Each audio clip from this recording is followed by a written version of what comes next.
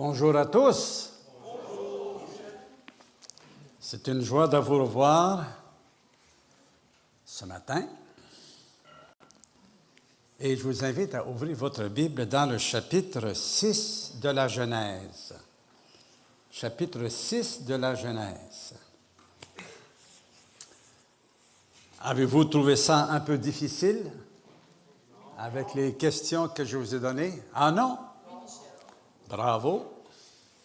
Parce que c'est un des passages les plus controversés depuis des siècles. Depuis avant le christianisme. Mais c'est comme je vous ai déjà dit, notre approche face aux études bibliques, les prédications, nous aimons beaucoup y aller comme ça, passage par passage, parce que si on avait le choix, on aurait sauté par-dessus ce chapitre-là, pas vrai? Mais l'Écriture doit être étudiée, même les passages difficiles, compliqués, de au moins faire un effort, tu vois? Et en regardant qu'est-ce que les autres, qui sont peut-être plus avancés que nous dans la compréhension biblique, et on peut voir à travers les siècles. Nous, on profite de la sagesse autant des Juifs, autant de l'Église, des chrétiens, donc à peu près 4000 ans depuis que ça a été écrit. Et on peut, à notre tour, réfléchir et chercher à sonder la parole de Dieu dans ses profondeurs afin de mieux comprendre ce que Dieu est en train de nous enseigner. Ce n'est pas toujours des choses qui vont nous bouleverser, qui vont nous faire applaudir. Qu'est-ce qu'on va apprendre? Mais si Dieu nous éduque par l'Écriture, c'est qu'il a une bonne raison. Pas vrai? Il a une bonne raison pourquoi il a mis ça ici. Et pourquoi c'est un peu compliqué, ce passage-là? Ça, en même temps, c'est comme un test de soumission à la parole de Dieu et où est-ce que, quand on ne comprend pas, il faut simplement ne pas l'accepter, qu'on ne comprend pas et qu'on fait confiance à Dieu pour nous instruire dans les semaines à venir, dans les années à venir, s'il veut éclaircir ce passage-là pour nous. C'est mon attitude. Alors, au début, je ne faisais pas ça. Dans mes débuts, je voulais tellement comprendre que j'étais dans tous mes états. J'étais enragé, excusez l'expression, mais choqué, découragé, parce que je ne comprenais pas. Alors, j'ai dit que je ne dois pas être un chrétien si je ne comprends pas comme ça. Mais finalement, là, Dieu m'a dit, calme-toi, Michel. Okay? Laisse-moi, c'est moi qui t'ai instruit. L'Esprit de Dieu est en nous. Il nous instruit, c'est pas vrai? Oui. Alors, s'il nous instruit, donc peut-être qu'on est encore en maternelle, là. Avant d'arriver à l'université, si on veut comprendre l'université, c'est trop en avant. Donc, dans notre éducation, Dieu, il va graduellement, d'une façon progressive, il ouvre nos esprits et il nous transforme, il nous construit pour faire de nous des hommes et des femmes de Dieu accomplis de jour en jour. Alors, on attaque. On est prêt? Lorsque les hommes eurent commencé à se multiplier sur la face de la terre et que des filles leur furent nées, les fils de Dieu virent que les filles des hommes étaient belles. Et ils en prirent pour femmes parmi toutes celles qu'ils choisirent. Alors l'Éternel dit, « Mon esprit ne restera pas à toujours dans l'homme, car l'homme n'est que chair, et ses jours seront de 120 ans. » Les géants étaient sur la terre en ces temps-là, après que les fils de Dieu furent venus vers les filles des hommes et qu'elles leur eurent donné des enfants. Ce sont ces héros qui furent fameux dans l'Antiquité. L'Éternel vit que la méchanceté des hommes était grande sur la terre et que toutes les pensées de leur cœur se portaient chaque jour uniquement vers le mal. L'Éternel se repentit d'avoir fait l'homme sur la terre et il fut affligé dans son cœur. Et l'Éternel dit, j'exterminerai de la face de la terre l'homme que j'ai créé. Depuis l'homme jusqu'au bétail, aux reptiles et aux oiseaux du ciel, car je me repens de les avoir faits. Prions, s'il vous plaît. Notre Dieu, nous sommes là, assis devant toi pour t'écouter, Seigneur, pour étudier, chercher à comprendre. Qu'est-ce que tu veux que nous connaissions? Tu sais où est-ce que chacun est rendu dans sa marche avec toi. Et mon Dieu, ouvre nos yeux sur toi pour te connaître, pour te comprendre, pour ainsi dire.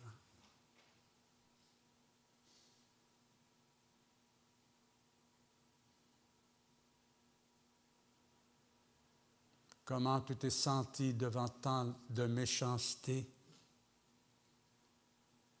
Ça t'a fait mal, Seigneur.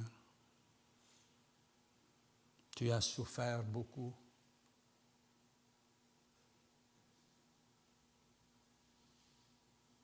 Instruis-nous, Seigneur. Amen.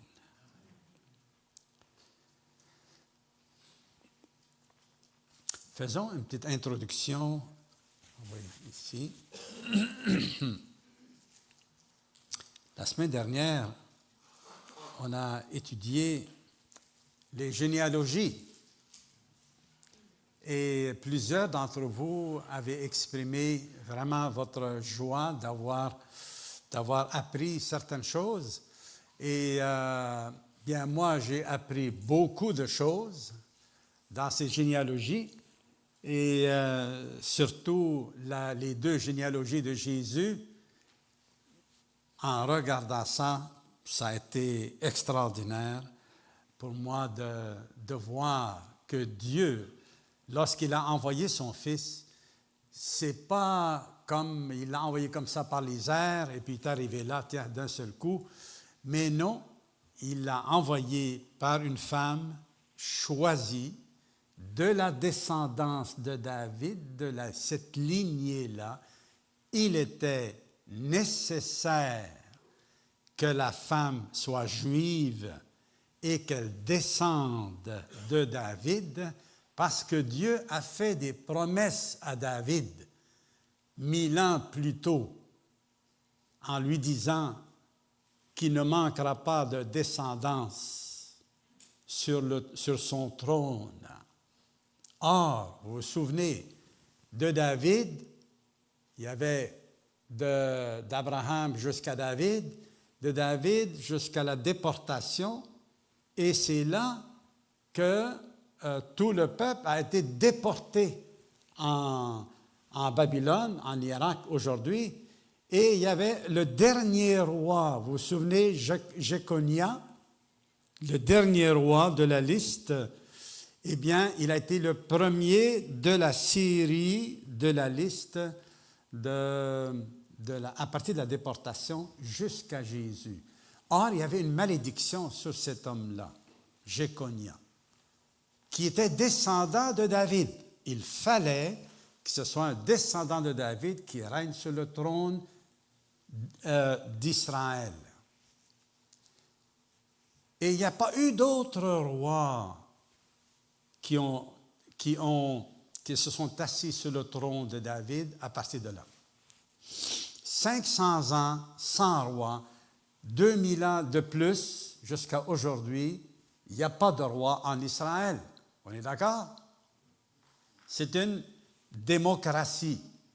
Ce n'est pas un roi. Je me rappelle, lorsque Israël et l'Égypte avaient fait la paix en 1978, et là, en Israël, ils étaient tellement excités, ils voyaient comme venir le bonheur pour Israël. Et Menahem Begin, qui était le premier ministre, tout le peuple était là et il le louait comme roi d'Israël.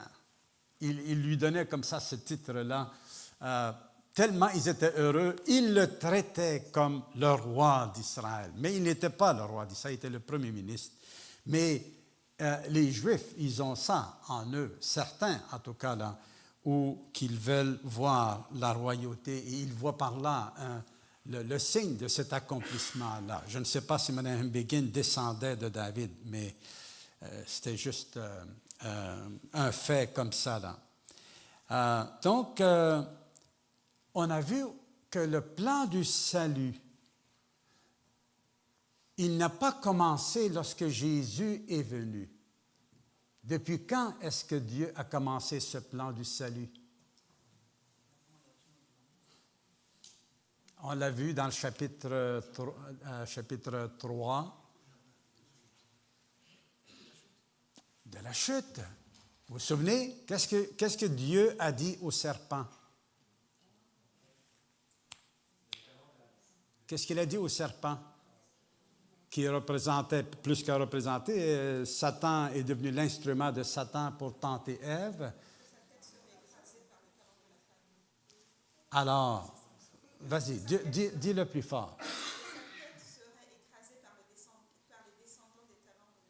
Alors, le descendant de la femme allait écraser la tête du serpent.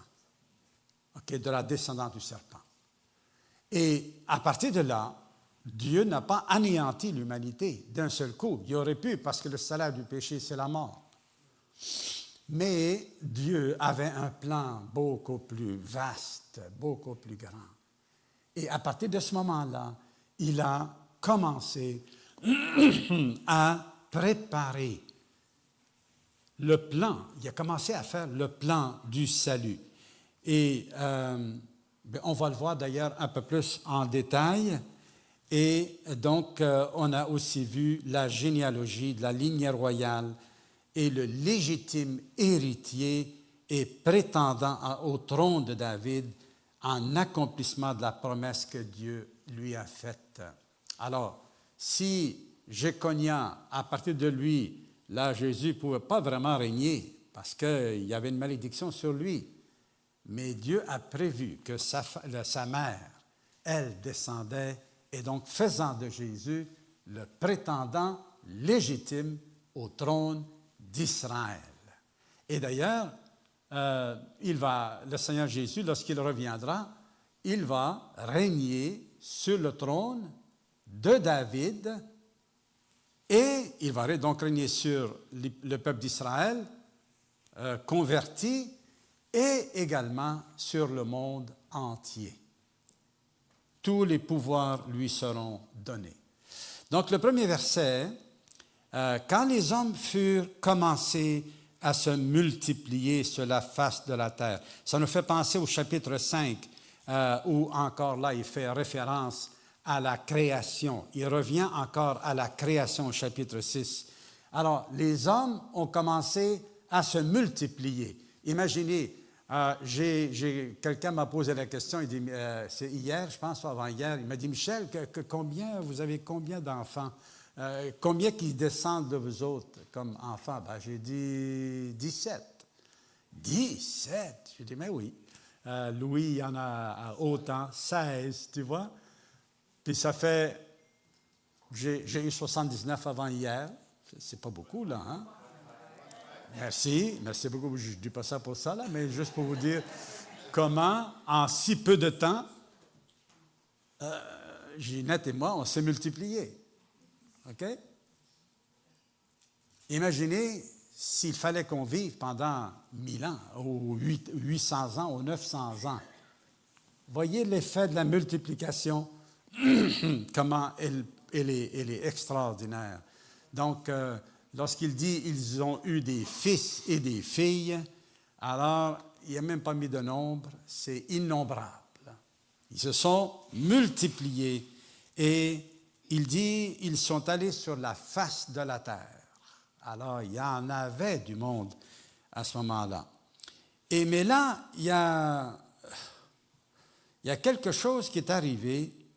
Il dit « les fils de Dieu ». Là, ils ont vu les filles des hommes, puis ils ont trouvé qu'elles étaient belles, et ils les ont désirées, ils les ont convoitées, et ils se sont mariés avec elles. Et ça a donné, ça a contribué à accélérer la dégradation morale de l'humanité. Et qu'est-ce qui a amené Dieu à faire le constat que l'humanité est rendue tellement dure, tellement méchante, que leur cœur, imaginez, à tous les jours, leur cœur se porte uniquement vers le mal. Or, ces fils de Dieu, par leurs unions illégitimes et contre nature, a produit ce genre de choses-là. Et ça a corrompu davantage l'humanité. Mais maintenant, c'est qui ça? C'est qui ça, ces fils de Dieu-là? Alors, jusqu'à là, dans les 5 premiers chapitres, il n'y a pas d'indication. Si vous êtes d'accord, il n'y a pas d'indication qui nous dit c'est qui pour les identifier. Normalement, quand on a la difficulté à comprendre un verset, on commence à voir d'abord dans le contexte du passage et on élargit un peu. Et là, on regarde un petit peu en arrière. Est-ce qu'il y a des indices là? Or, dans ces 5 premiers chapitres-là, il n'y en a pas. Qui sont-ils?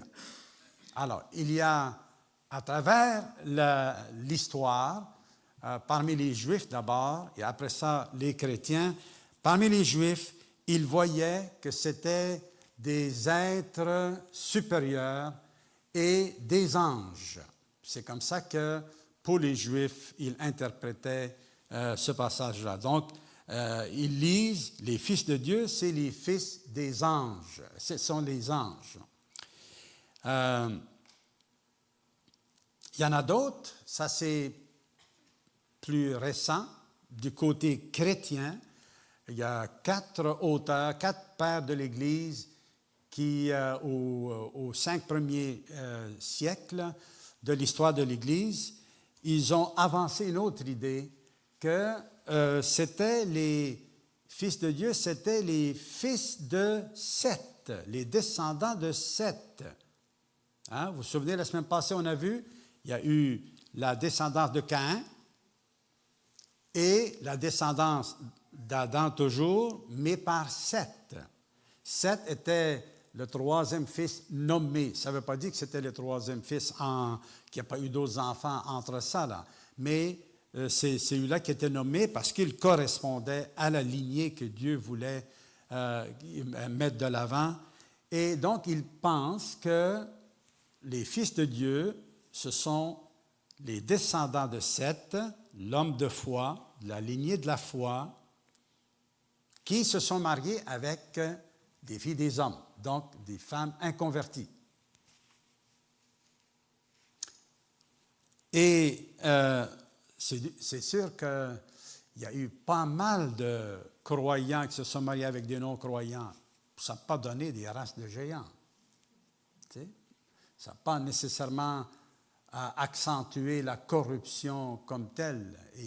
Et tout d'abord, comment ça se fait? Si c'était la lignée saintes, comment ça se fait, qui se sont unis massivement aux filles des hommes, qui n'étaient pas chrétiennes.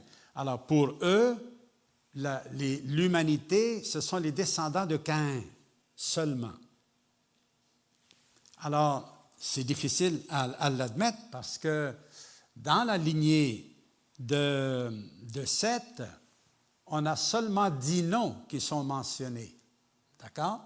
C'est 10 noms. Mais chacun, il a eu plusieurs enfants.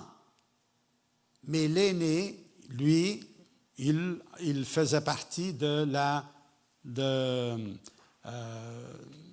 lignée, de la descendance, de la foi. Mais ils ont eu d'autres enfants. Chacun, il a eu d'autres enfants. Et puis ces enfants-là ont eu d'autres enfants, et ainsi de suite. Et tous ils n'ont pas gardé la foi. Un peu comme l'illustration qu'on peut donner les croyants d'aujourd'hui. Ils peuvent tous être croyants, mais dans leur descendance, ils ne suivent pas nécessairement, et c'est l'histoire d'Israël d'ailleurs, les générations qui ont suivi n'ont pas toujours gardé la foi, au contraire, ils se sont éloignés.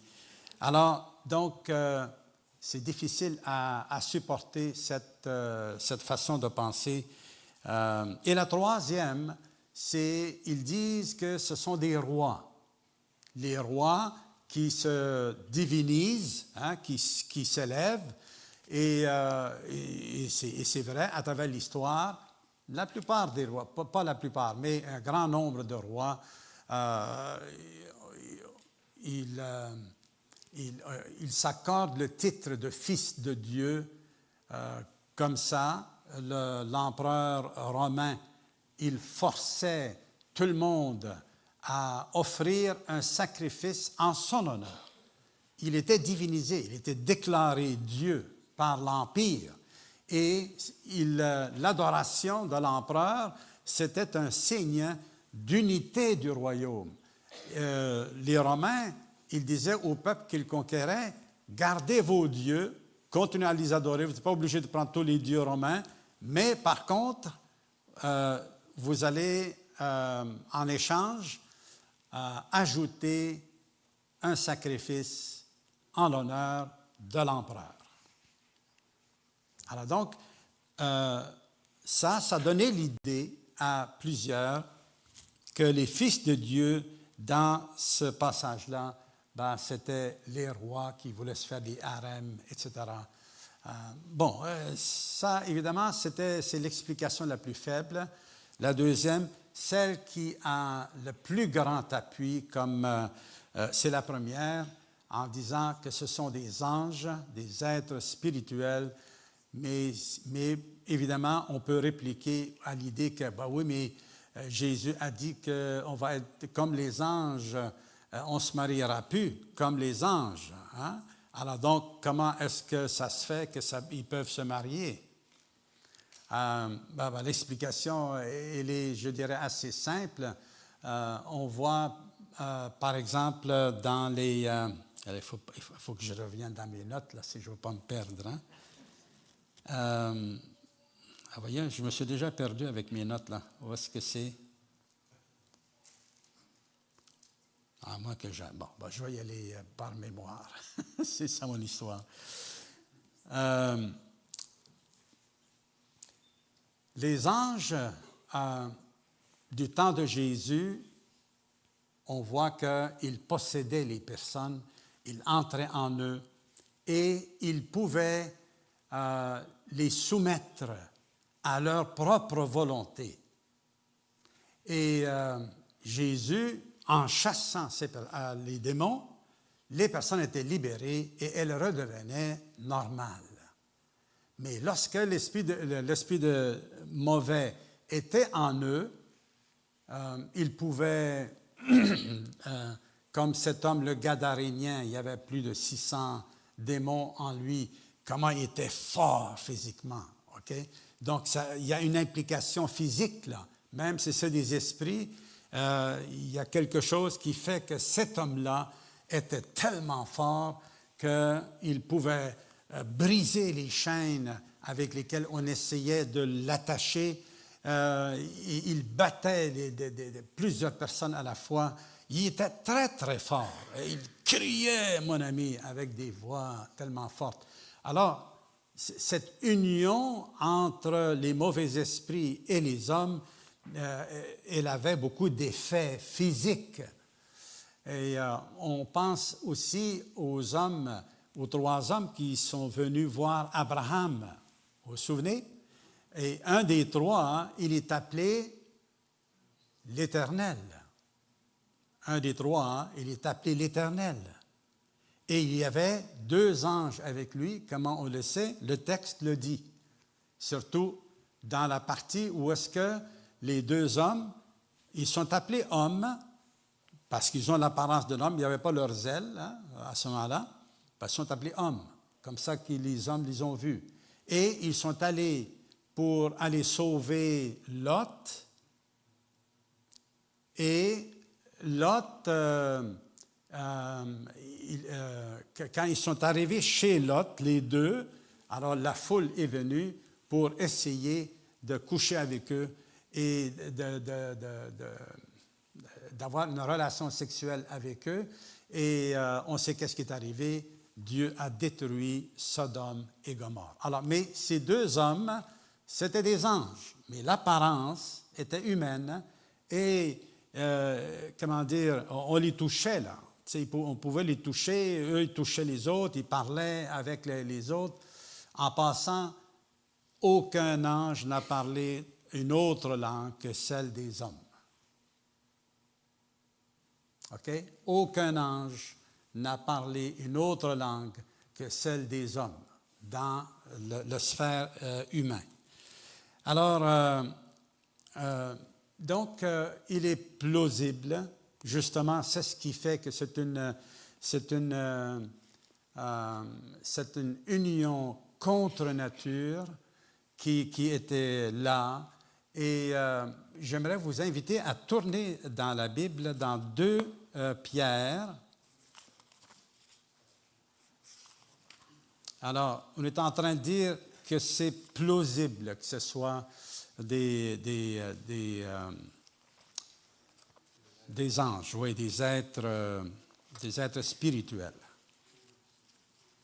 Personnellement, je me range de ce côté-là, dans la compréhension de ce passage-là, surtout que dans 2 Pierre et puis Jude,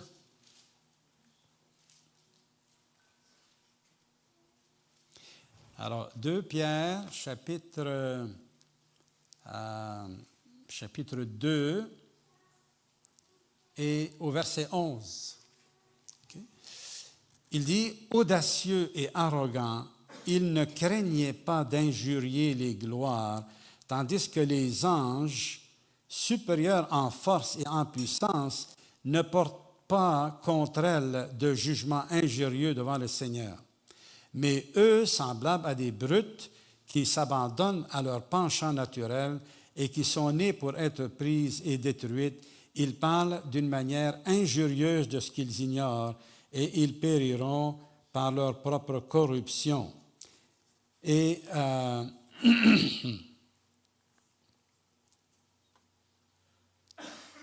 attendez un peu, je pense que ce n'est pas mon passage. Enfin, c'est 2 Pierre 2, 4, hein? OK. Ah oui, merci Louis. Alors, c'est le verset 4. Regardez. Et vous me direz à quel événement est-ce qu'il se réfère. Car si Dieu n'a pas épargné les anges qui ont péché, mais s'il les a précipités dans les abîmes de ténèbres et les réserve pour le jugement, s'il n'a pas épargné l'ancien monde, mais s'il a sauvé Noé, lui, 8e, ce prédicateur de la justice, lorsqu'il fit venir le déluge sur un monde d'impies, s'il a condamné à la destruction et réduit en cendres les villes de Sodome et de Gomorrhe, les donnant comme exemple aux impies à venir. Et s'il a délivré le juste Lot, profondément attristé de la conduite de ces hommes, sans frein dans leur dissolution, car ce juste qui habitait au milieu d'eux tourmentait journellement son âme à cause de ce qu'il voyait et entendait de leurs œuvres criminelles. Le Seigneur sait délivrer de l'épreuve les hommes pieux et réserver les injustes pour être punis au jour du jugement, ceux surtout qui vont après la chair dans un esprit d'impureté et qui méprisent l'autorité. Il commence à parler, parce que tout le chapitre de Pierre est un avertissement contre les faux docteurs, les faux enseignants, ceux qui se livrent à la dissolution, qui n'entendent pas, qui n'écoutent pas la parole de Dieu. Et il décrit leurs œuvres. Et dans cette description, il dit, Dieu n'a pas épargné les anges qui ont péché. Bon, on ne sait pas exactement, il n'y a pas une indication juste là, à savoir quand est-ce qu'ils ont péché et quelle est la nature de leur péché. Mais il continue et il dit, verset 5, « S'il n'a pas épargné l'ancien monde, mais s'il a sauvé Noé, lui, 8e, ce prédicateur de la justice. » Alors ici, il réfère à qui? À quel moment dans l'histoire? Le déluge. Et on y est au déluge dans le chapitre 6 de Genèse, n'est-ce pas? On est là. Et il parle d'anges qui ont péché et leur péché, on voit la nature, verset 10, lorsqu'il parle de le désir d'impureté. Alors, ces anges, c'est ça qu'ils ont eu avec les femmes et ils les ont désirés et ils ont fait quelque chose contre nature. C'est contre nature. Les anges, c'est les anges. L'humanité, c'est l'humanité. Les animaux, c'est les animaux. Les gens à cette époque-là, ils sont allés jusqu'à avoir des relations sexuelles avec les animaux. Dégradation morale, spirituelle. Et le mariage, les unions, c'est au centre de toute cette corruption. Dieu a établi le mariage dans le chapitre 4, là, lorsqu'il a dit « L'homme quittera son père et sa mère, s'attachera à sa femme, et les deux deviendront une seule chair. » Ça, c'est Dieu qui est en train de définir la relation entre l'homme et la femme pour leur bonheur, pour leur sécurité, pour leur intégrité, pour le fruit, pour l'accomplissement de la mission extraordinaire qu'il leur a donnée de remplir la terre, de se multiplier et de jouir de toute la création de Dieu, tout en prenant soin, tout en travaillant pour son développement. Mais le mariage, rapidement, dans le chapitre d'après, on voit qu'un des descendants de Caïn, là, il est devenu polygame. Il a marié 2 femmes. Okay? Tout de suite, il a marié 2 femmes. Alors, tout ça associé à une arrogance jusqu'à là jamais vue.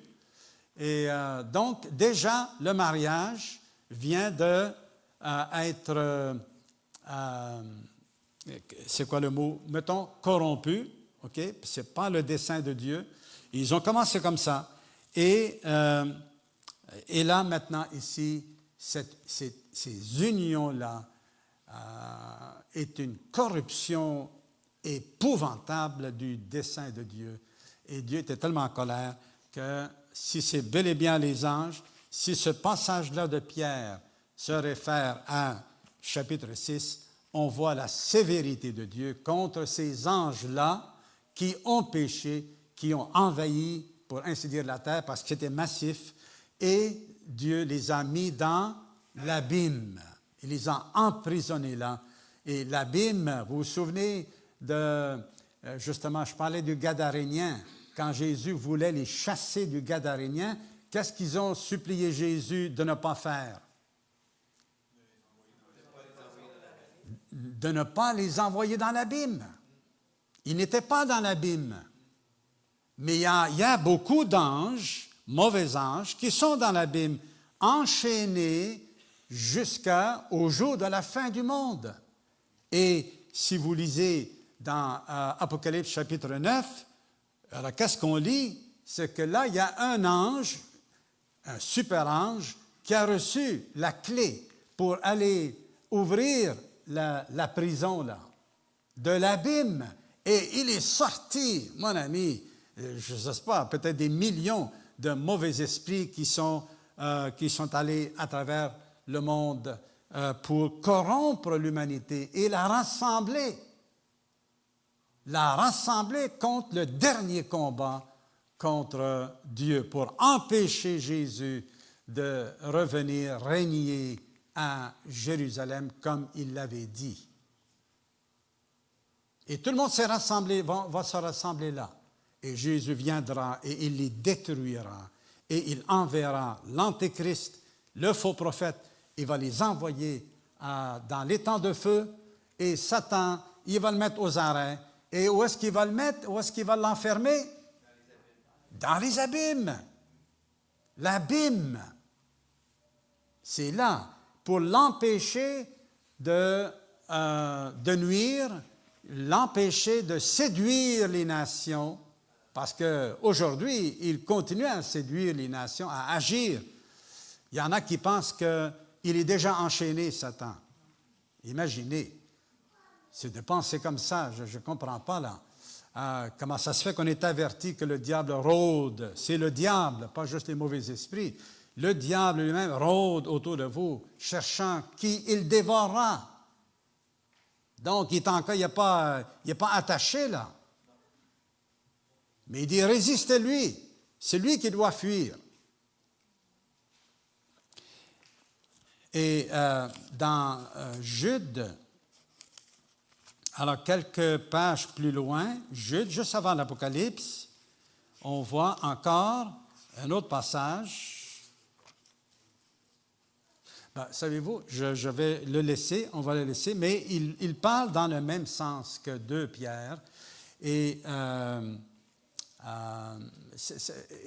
cet appui du Nouveau Testament sur ce passage, et ainsi que la compréhension des Juifs et la compréhension, je dirais, assez majeure des interprètes de nos jours, vont dans ce sens-là, que ce sont des anges, des mauvais esprits. Alors, mettons-le comme ça, on peut penser autrement sur ce point-là, mais le résultat, c'est ça qui est important, a contribué à accélérer la corruption de l'humanité au complet. Le monde entier était corrompu au point que quand Dieu regarde ça, il était dévasté.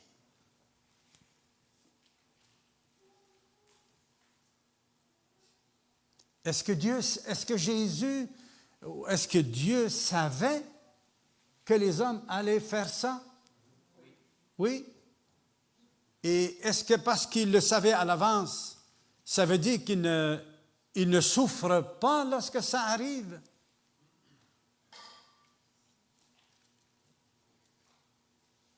Quand je vais pour faire une prise de sang à l'hôpital, puis que je vois l'infirmière arriver avec ses aiguilles, j'aime pas ça. Bon, je sais que ça va faire mal. D'accord? Je sais, puis ça se peut que si elle manque son coup, elle va s'essayer encore, puis si elle manque son coup, puis elle va s'essayer. Ah non, là, mais il ne faut pas que je bouge pas. C'est elle qui bouge. Mais je sais qu'elle va, hein, ça va faire. Je regarde ailleurs, hein. Mais est-ce que parce que je le sais, ça fait pas. Je sens rien lorsqu'elle pique? Ah oui, je sens, ça me fait mal. J'aime pas ça. Bon, je chiale pas là, je crie pas. Je suis un homme après tout, hein, il faut pas. Oui, la question peut se poser, pourquoi Dieu a créé l'homme sachant, OK, que lui va souffrir? Là, j'aimerais qu'on mette un peu d'emphase sur Dieu lui-même, les frères et sœurs, qu'on puisse s'intéresser à lui. Lorsqu'il a fait le choix de créer l'univers, quel sentiment il pouvait éprouver de dire j'ai un projet, voilà. Il devait être joyeux, non? Je vais déployer. Il a imaginé tout magnifique et il déploie. Puis chaque jour qu'il fait, il déploie. Il est content. Il trouve ça bon. Quand vous trouvez quelque chose de bon, vous avez fait de quoi? Ah oui. Hein? Comment? Non, mais tantôt j'ai vu Anaëlle, OK? Elle était dans le hall d'entrée et je l'ai vue comme ça, là, c'est pas parce que Bon, elle était là, elle regardait le tableau. Et là, je regarde ce qu'elle regardait et elle avait mis l'affiche de l'annonce. Alors, je lui ai fait remarquer, puis ça m'a fait penser à mon message hein, que j'allais parler ce matin. J'ai dit, t'es contente, hein? Elle était contente. Elle était satisfaite, elle était contente d'une petite chose qu'elle a faite là. Elle était contente. Quand Dieu, il a tout fait, puis crée l'homme et la femme à son image, comment il dit tout est très bon. Comment est-ce qu'il se sentait là? Comment il se sentait? Est-ce que Dieu a des émotions? Est-ce que Dieu est comme les bouddhistes le présentent? Comme quelqu'un qui ne ressent rien. Et d'ailleurs, dans leur exercice, qu'est-ce qu'ils cherchent à faire? C'est à ne plus ressentir, hein? Ni la faim, ni rien. Finalement, ils se déshumanisent. Ils ne vivent pas l'humanité pleinement. Est-ce que Dieu est comme ça? Est-ce qu'il correspond? Des fois, on a cette pensée, moi, je ne l'aime pas, cette pensée-là. Là. Lorsqu'il a dit, Adam, il a regardé Adam. Puis là, Adam se sentait un peu seul parce qu'il ne trouvait pas une compagne. Quand Dieu l'a vu là, comment il s'est senti lorsqu'il a dit, il n'est pas bon, c'est pas bon pour l'homme, hein? C'est pas bon, je vais lui faire une aide semblable à lui. Quel sentiment qu'il avait. Parce qu'il a juste dit ça comme ça, là. Je vous dis, sans aucune émotion. Compassion. L'empathie, l'amour. Et là, il lui dit, viens mon fils, couche-toi. Quand nous, on couche nos bébés, là, quel sentiment nous anime?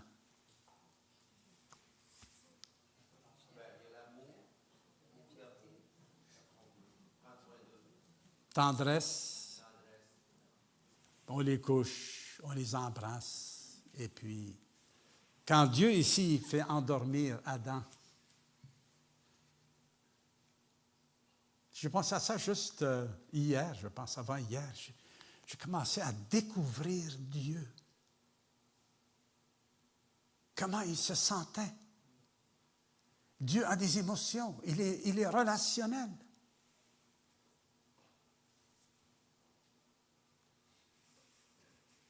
Et lorsqu'il a créé la femme,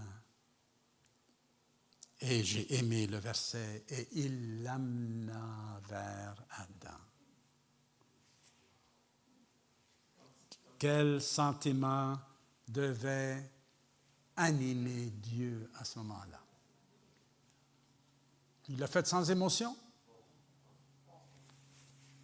Hé, Ève, voilà ton chum.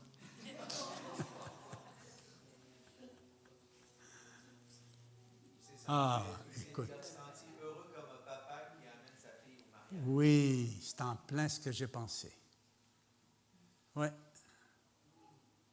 Voyez, et là, ici, Dieu, tout est gâché. Son beau projet, qu'il a mis tant de soin à créer, tout est gâché.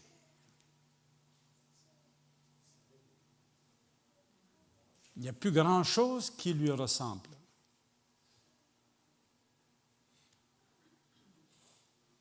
Il n'y a plus grand-chose. L'homme est devenu méchant.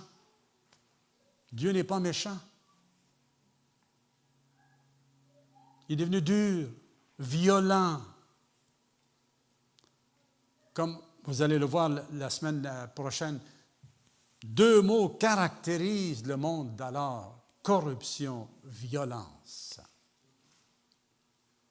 Le monde était rendu comme ça et Dieu regarde ça.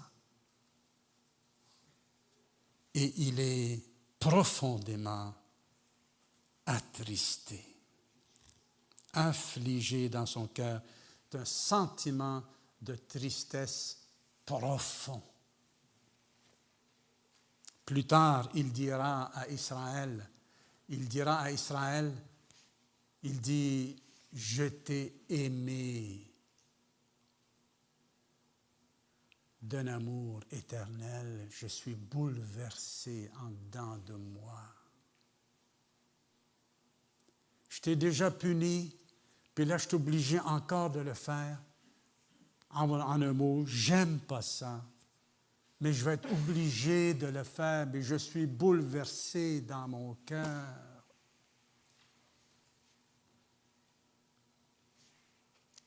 Dieu n'agit pas juste froidement comme ça. Il ressent beaucoup de choses.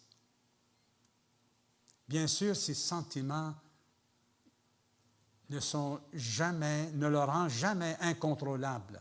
Il contrôle tout sentiment. Nous, on a une certaine capacité de contrôler nos émotions. Mais parce que nous sommes pécheurs, des fois, on a de la difficulté pas mal. Hein? C'est vrai? Il se repentit. Non pas que Dieu reconnaît avoir fait une erreur. Dieu ne peut pas faire d'erreur parce qu'il est parfait, omniscient. Il connaît toutes choses, omnipotent. Il est capable de tout faire. Mais il a eu, ici le langage est un petit peu comme certains disent, anthropomorphique. Oh là là, là on a l'air intelligent là. Mais anthropo, c'est un mot grec pour homme, morphique, la forme humaine, donc Dieu qui se révèle où il s'exprime comme les hommes. Parce qu'il ne faisait pas ça, les hommes ne le connaîtraient pas. Puisque l'homme est à l'image de Dieu, Dieu est quelque part à l'image de l'homme. Pas pécheur, mais l'homme tel qu'il est créé. Ce que l'homme représente, là, Dieu l'est aussi. Si l'homme est capable de parler, Dieu est capable de parler, bien sûr. Dieu a des émotions, l'homme a des émotions. Dieu a une volonté, l'homme a une volonté. Alors, il y a une ressemblance. Et Dieu, à plusieurs reprises, s'est plaint dans l'Écriture de ce genre de langage où Dieu se prend comme... Il va parler du nez de l'Éternel, ou de sa colère, ou de ses mains, ou de ses ailes. Là, il y a une comparaison avec les oiseaux. Et mais là, Dieu a dit, c'est pas ça que j'ai créé. C'est pas ça. Je suis triste, malheureux. Et pendant qu'il est dans cet état de tristesse, il prend la résolution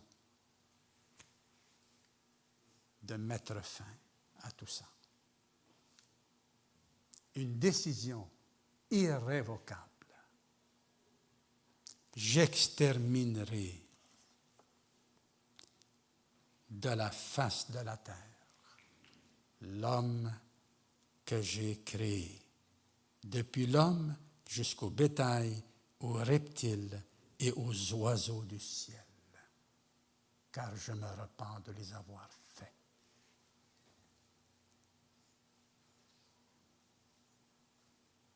Est-ce que le monde d'aujourd'hui est meilleur que ce monde-là?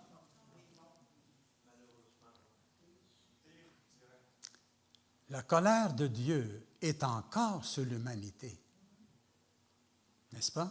Parce qu'après le déluge, Dieu a recommencé avec une nouvelle famille.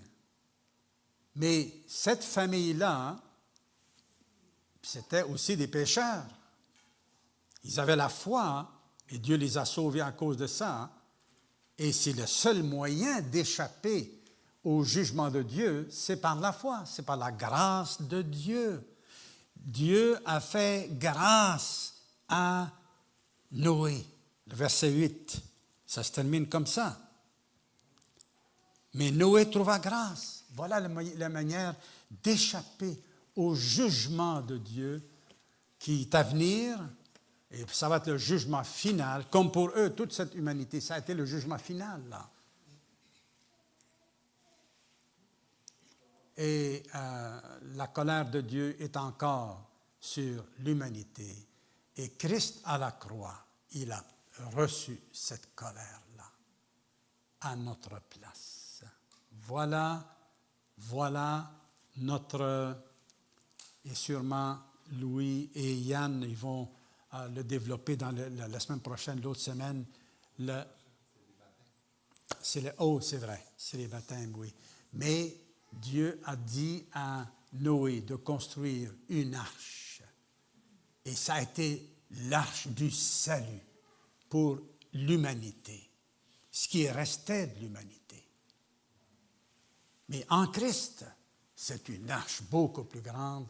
Et si quelqu'un n'appartient pas à Jésus encore, il est encore sous la colère de Dieu.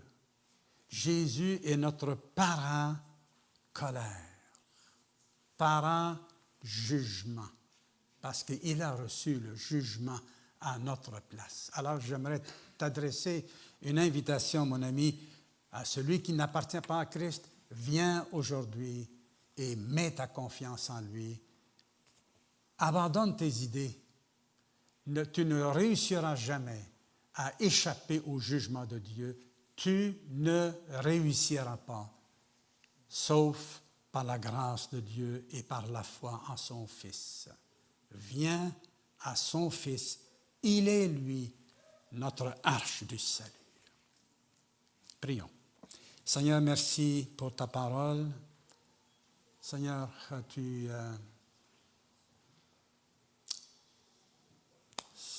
ça nous émeut de voir que tu as été profondément affligé. Seigneur, ton monde s'est effondré et tu dois maintenant tout remplacer, tout refaire. L'être humain, les nouveaux cieux, nouvelles terres, tu es en train de le faire et merci de nous avoir convaincus. Et je prie pour ceux qui ne t'appartiennent pas, Seigneur, pour qu'aujourd'hui même, qu'ils viennent à Jésus afin qu'ils reçoivent ton pardon. Amen.